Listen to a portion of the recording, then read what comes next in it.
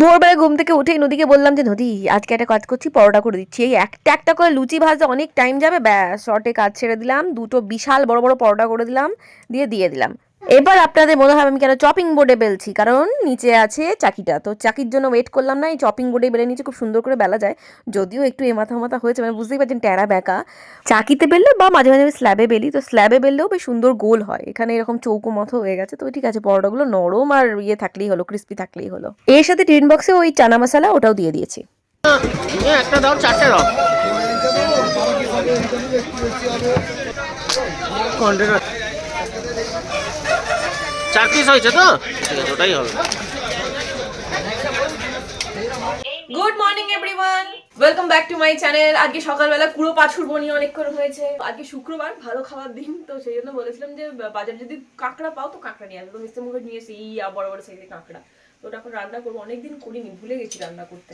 তো বাবা তো কাঁকড়া খাবে না, তো বাবার জন্য মাছ হবে আর আমাদের সবারই হবে কাঁকড়া। তো চলুন শুরু করা যাক। তার আগে আমি বলি একটু আলু পোস্তও করবো, শুধু তো আর কাঁকড়া দিয়ে ভাত খেতে পারবো না, একটু আলু পোস্ত। ডাল তো আছে, কালকে ডালটা খাওয়া হয়নি। আর এই গিয়ে ওরে বাবা, কাঁকড়ার সাইজ দেখুন, কি বিশাল বিশাল কাঁকড়ার সাইজ। এইগুলোকে তো তখন রান্না করবো না, তখন মানে তখনই আমাকে একটু ফাটিয়ে ফাটিয়ে দিতে হবে নোড়া দিয়ে, নাহলে দাঁত তো ভেঙে চলে যাবে পুরো। চিন্তাটা তো আমাদের নিয়ে না, চিন্তা হচ্ছে শাশুড়ি মাকে নিয়ে। কাঁকড়া খেতে গিয়ে দাঁত ভেঙে যায়, মুশকিল কাণ্ড হয়ে যাবে, তাই বেশি করে থেতলে দেবো। এখানে হচ্ছে মাছগুলো ধুয়ে নিয়েছি, আর এখানে কাঁকড়াটা ধুয়ে নিয়েছি। এবার সব নুন হলুদ মাখিয়ে নেবো ঝটাপট। সব কটাকে ভালো করে ধুয়ে নিয়েছি, এরপরে নুন হলুদ মাখিয়ে বেশ ভালো করে ভাজবো। কড়া গরম হয়ে গেছে, এর মধ্যে আমি তেল দিয়ে দিচ্ছি প্রথমে। আগে কাঁকড়াটা তাড়াতাড়ি বসিয়ে নিই, যদি মিস্টার মুখার্জি হয়ে যায় তো খেয়ে বেরিয়ে যাবে ও। কড়াই গরম হয়ে গেছে, এবার কাঁকড়াগুলো দিয়ে দিচ্ছি।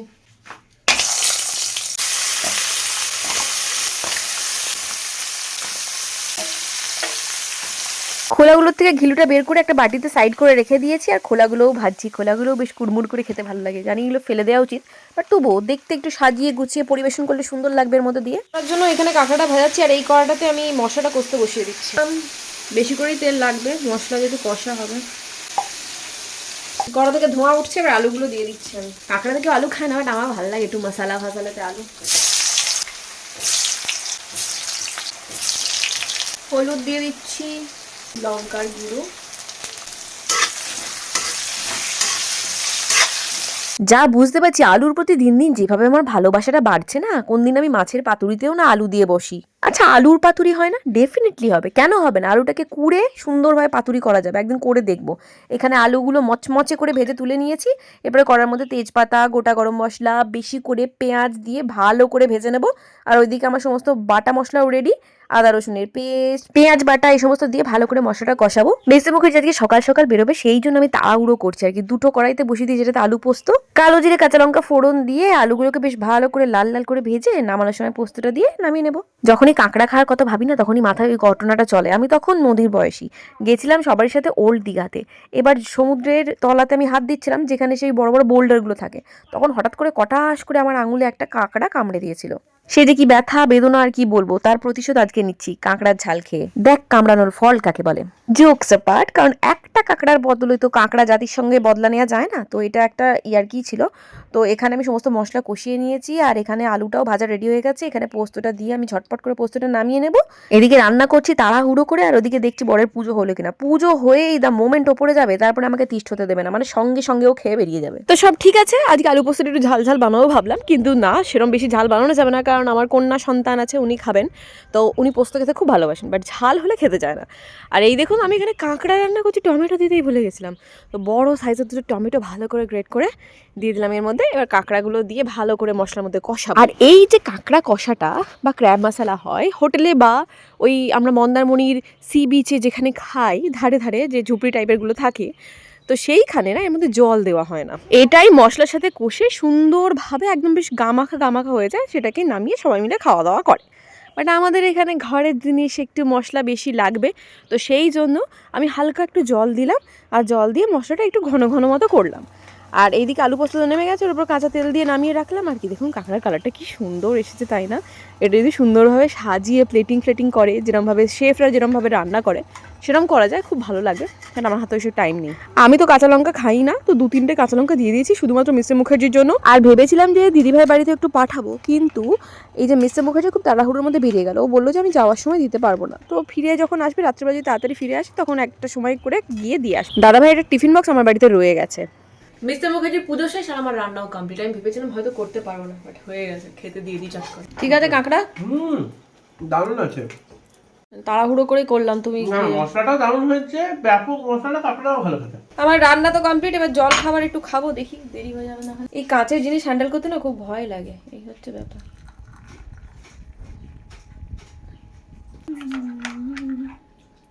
এই গ্লাসের কেটলিটার লিঙ্ক আপনারা অনেকে চাইছেন। আচ্ছা আজকে আমি ভিউ প্রোডাক্টটা দিয়ে দেবো, আপনারা ওখান থেকে কেনাকাটি করতে পারেন, বাট ভীষণ সাবধানে, ঠিক আছে? একদম গরম জিনিসটা, মানে জাস্ট আপনি নামিয়েছেন চাটা করে, তারপরে যদি ধুতে গেছেন না, পুরো একদম বাস্ট করে যাবে বলে দিলাম। খুব সাবধানে করতে হবে ওটাকে, নর্মাল টেম্পারেচারে রেখে নর্মাল করতে হবে, তারপরে ঠান্ডা জলে ধোবেন, তার আগে নয়। খাবার তো রেডি, আমি চাটা নিয়ে এবার ওপরে এডিটিংয়ে বেরোবো। এই পার্সেলটা কার বাড়ি থেকে এসছে? পূজার বাড়ি থেকে? পূজা কোম্পানি থেকে। কেমন হয়েছে কাঁকড়া? আলু পোস্ত দিয়ে খাও? আর বুঝতে পারবো না। সবাইকে খেতে দিলাম আর নদীর জন্য বাইরে ওয়েট করছিলাম। ভাবলাম আর বসে বসে কি করবো, এই যে টবটা আছে, টবের মাটিও আছে, তো এই যে ছোট্ট মতো প্লান্টটা আমি নিয়ে এসেছিলাম, ওটাকে একটু পটিং করিয়ে নিই। এই যে বিশাল বড় বড় দুটো সাদা টব নিয়েছিলাম, ওইগুলো আমার ক্যাপাবিলিটির বাইরে। অত মাটিও আমার কাছে নেই, আর অত ক্ষমতাও আমার কাছে নেই, এত সময়ও নেই। তো সেই জন্য ওইগুলো হামজার ভরসায় রেখে দিলাম, আর এইটাকে সুন্দরভাবে রিপোর্টিং করলাম।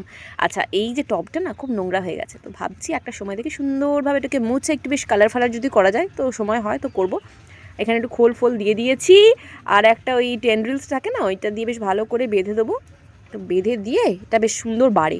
আমি জিজ্ঞাসা করলাম, এটা না পুরো ঝাড় হয়ে বাড়বে, খুব সুন্দর দেখতে লাগবে এই প্ল্যান্টটা। তো টবে দিয়ে দিয়েছি। আর এই দুটো বড় গাছ, ওই অনেক মাটি দরকার, এইটুকু মাটিতে হবে না, তো হামজা এসে এগুলো লাগিয়ে দেবে। এই গাছটা তো পুরো মরার মতোই রয়েছে, গাছটা মরেনি, কিন্তু তো ফুলও ফোটে না, পাতাও ফোটে না, কিছুই না। আমার কাঁকড়া ক্র্যাব মশালা রেখে গেলো, আলু পোস্ত, এই দিয়ে আজকে খাবো। পাগলের বাহার দেখুন, দুনিয়াতে কত রকমের। মাথায় কি চাপিয়েছিস এটাকে? পঞ্চুটাকে মাথায় নিয়ে কি করেছিস? চুল? ওরে এত বড় চুল বানিয়েছো, চুল তো কম মনে হচ্ছে। শেখরা যেরকম পড়ে আবুধাবিতে। এটা হলো আমার কি, আর এটা হলো আমার দাঁত কোদালের মতো। এই সত্যি কথা বলতে কেন শুধু ওর দোষ দেবো না, এই দাঁতটা পড়ে যাওয়ার পর বাচ্চাদের যে দাঁত বেরোয়, আমারও বেরিয়েছিল এরকম, ঠিক আছে? এই দাঁতটা সেট হতে হতে বছর 10-15 লেগে যাবে।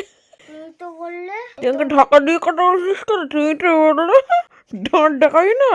তুমি তুমি বলেছিলে আমাকে যে তোমার ঠিক হয়েছিল। এটা ঠিক তো তোরও হয়ে যাবে। এখন বাচ্চাদের দাঁত ভাঙা মানে এরকম কোদালের মতো দাঁত বেরোবে। তুই দাঁতটা দিয়ে একটু মাটিটা কেটে যা, নিচে আমার অনেক মাটি দরকার, মাটিটা কেটে দিয়ে আয় দাঁতটা দিয়ে। আচ্ছা ও ম্যাম তো পড়ে চলে গেল, এখন খেয়ে দিয়ে আমরা বেরোচ্ছি ওর ডান্স ক্লাসে। এই দিনটা না, মানে শুক্রবার দিনটা খুব অসুবিধা হয়, ওর একই দিনে ডান্স ক্লাস আছে, ম্যামও পড়াতে আসে, তো সেই জন্য আমাদের খুব চাপ হয়ে যায়। মানে তাড়াহুড়ো করে আমি এখনো পর্যন্ত এক গাদা জামা কাপড় ওয়াশিং মেশিনে কেচেছি, শুকাতে দেওয়া হয়নি। তো এগুলো যাওয়ার সময় দেবো না কি করবো বুঝতে পারছি না। 5:40 বেজে গেছে। এটা কি বিস্কুটগুলো? ওই একই বিস্কুট? হ্যাঁ, আর কি ভালো বিস্কুট হবে? আমরা এখন বেকারি বিস্কিট নিতে এসেছি, পূজা আর আমি। কোন এইগুলো ভালো হবে না? হলুদগুলো দেখতো।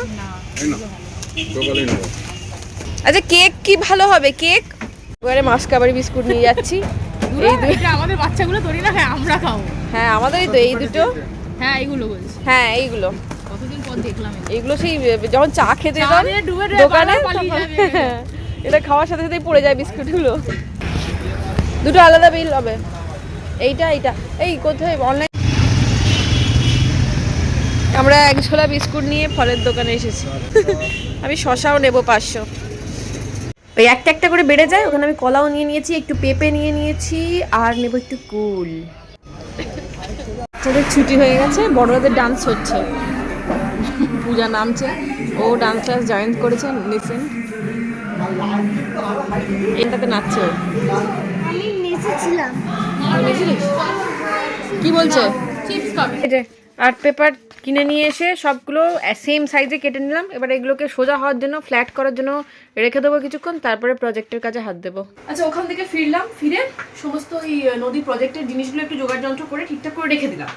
এরপরে রাতের খাবারের ব্যাপারে তো ভাবতে হবে না। ওই আমি নুডলসগুলো নিয়ে এসেছিলাম, এগ নুডলস, তারপরে পান্ডার যে নুডলসগুলো আর কি। তো ভালো, আজকে অল্প একটু চিংড়িও আছে, ডিমও আছে বাড়িতে, তাহলে ওই একটু মিক্স নুডলসের মতো করা যায়। চিকেনটা ভাত দিয়ে, চিকেন তো নেই, সেই জন্য এখানে জল গরম বসিয়ে দিয়েছি, নুন দিয়েছি পরিমাণ মতো আর তেল দিয়েছি। প্রথমে চিকেনটা চাউমিনটা সেদ্ধ করে নিই, তারপরে যেরকম যা প্রসেস সেরকমভাবেই করবো। তো আমার কাছে দুটো পান্ডা চাউমিন আছে। এইটা হচ্ছে একটা ভেজ হাক্কা চাউমিন, একটা হচ্ছে এগ হাক্কা চাউমিন। তো আজকে যেহেতু শুক্রবার এইটাই করি, কারণ এটা অন্যদিন খেতে পারবো না, ভেজটা অন্যদিনের জন্য তুলে রাখলাম। বাবা, কারণ আমার সবজি বেশি নেই, তাই দুটো চাউমিনই দিয়ে দিই। বুঝতে পারছি আবার অনেকগুলো হয়ে যাবে না তো। ফুটে গেছে, আমি এটা না বেশিক্ষণ ফোটাবো না, এটা পাতলা চাউমিন তো এটাকে একটু ভিজিয়ে রেখে দেবো, এটা অটোমেটিক খুলে যাবে জিনিসটা। কড়া বসিয়ে দিলাম, তেলটা মোটামুটি গরম হয়ে গেছে, আমি এর মধ্যে পেঁয়াজটা দিয়ে দিচ্ছি। ঠিক আছে,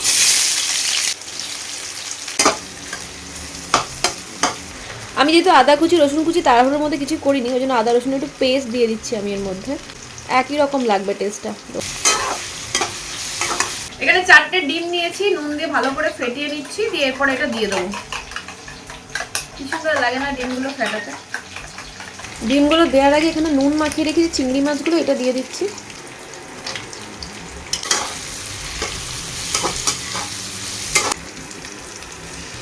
মোটামুটি 4টে ডিম আমি একটু নুন আর গোলমরিচ দিয়ে গুলে রেখেছিলাম, ওটার মধ্যে দিয়ে দিচ্ছি। এবার আস্তে আস্তে করে সরিয়ে সরিয়ে এইভাবে ভাজতে হবে, নাহলে ডিমগুলো পুরো ঘেঁটে চচ্চড়ি হয়ে যাবে, যাতে একটু কিউব কিউব থাকে, মুখে পড়ে।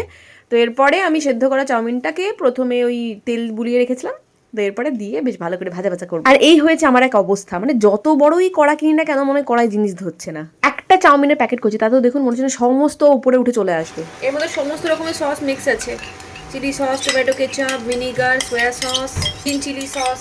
এখানে মাঝে মাঝে একজন উঁকি মারতে আসছে, দেখুন। কি হলো, উঁকি মারতে আসছিস কেন? হ্যাঁ, সসেজ আজকে খাস না, চাউমিন করেছি দেখ। ওরে বাবা, এই হাক্কা চাউমিন করতে আর ভালো লাগছে না, মনে হচ্ছে না কোনো রকমের সস ফস মিক্স করে তাড়াতাড়ি খেয়ে দিয়ে লেপের তলা ঢুকতে পারলে বাঁচি। যা ঠান্ডা পড়েছে কি বলবো। একসাথে চাউমিন খেতে বসেছে, চাউমিনটা দারুণ হয়েছে। নদী বেছে বেছে সব খাচ্ছে, চিংড়ি মাছগুলো চিংড়ি মাছগুলোকে সব সাইডে করে করে রেখেছে ও খাবে না বলে। একটাও পড়ে নি, সব খেয়ে নিচ্ছে লাস্টে। লাগবে না, তোমার সস লাগবে? না, বেশি ভালো লাগবে। মায়ের তো সস মায়ের তো খাওয়াই হয়ে গেছে। এটাতে একটু কাঁকড়া আছে আর এটাতে একটু মিক্স চাউমিন আছে, এটা এখন বন্ধ করছি। এটা যাবে হচ্ছে দাদাভাই বাড়িতে, ঠিক আছে? ব্যাপারটা হচ্ছে কাঁকড়া দাদাভাই খায় না, ঠিক আছে, খাই হচ্ছে দিদি ভাই আর বাবান। তো আমারও কাঁকড়া খুব একটা স্যুট করে না। মানে যাচ্ছি দাদাভাই বৌদি বাড়িতে, বাট আমার মাথায় একটা টেনশন নিয়ে যাচ্ছি, ঠিক আছে? তো সেটা হচ্ছে কালকে নদীর ক্যারাটে এক্সাম, ঠিক আছে? তো আমি ভেবেছিলাম যে বক্সের আমার ডিভানের ভেতরে ওর ক্যারাটের ড্রেসটা আমি রাখি, বাট আমি এখন তোলপাড় করে খুঁজছি, কোথাও ডিভানে ওর ক্যারাটের ড্রেসটা খুঁজে পাচ্ছি না। তো তারপর মাঝখানে মনে আছে যেহেতু রেগুলার বেসিসে ওরা ক্যারাটের ড্রেস পরে যায় না, তো সেহেতু আমি একটা কোনো একটা ওই স্টোরেজের মধ্যেই ঢুকিয়ে রেখেছি। তো এরপর না আমাকে খুঁজতে হবে, সেটা খুঁজে পাহাড়, গোটা ঘরের মধ্যে আমি পুরো পাহাড় জড়ো করে রেখেছি জামা কাপড়ের। আমাকে এখন ফিরে এসে এগুলো সব খুঁজতে হবে, ক্যারাটের ড্রেসটাকে খুঁজবো, তারপরে সব এক এক করে গুছিয়ে গুছিয়ে আবার রাখবো। ভালো হয়েছে, যা হয়েছে মঙ্গলের জন্য হয়েছে, প্রচুর এরকম ড্রেস খুঁজে পেয়েছি যেগুলো খুব ভালো আছে, অথচ কারো অন্য কারোর কাজে লেগে যাবে। খুব সুন্দর সুন্দর ড্রেস, কি কতগুলো ডিক্লেটার করব, করে কালকে রাখবো, আনসুরা মাসি বা সুলতা দিদিদেরকে দিয়ে দেবো।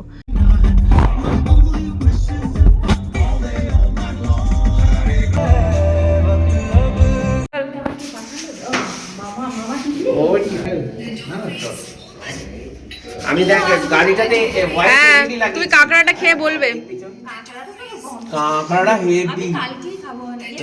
কালকে শনিবার, তাহলে কাজ করছি, না পারো ফ্রিজে রাখবে, রোববারও খেতে, কারণ জ্যান্ত কাঁকড়া এনেছি। তাড়াতাড়ি বেরিয়ে গেলাম খাবারটা দিয়ে, কারণ কালকে নদীর কি আছে, নদীর ক্যারাটে এক্সাম আছে। তো সব থেকে বড় ব্যাপার, ওরা তো ঘুমিয়ে পড়বে, আমি এখনো ড্রেস খুঁজবো কোথায় ড্রেসটা রেখেছি।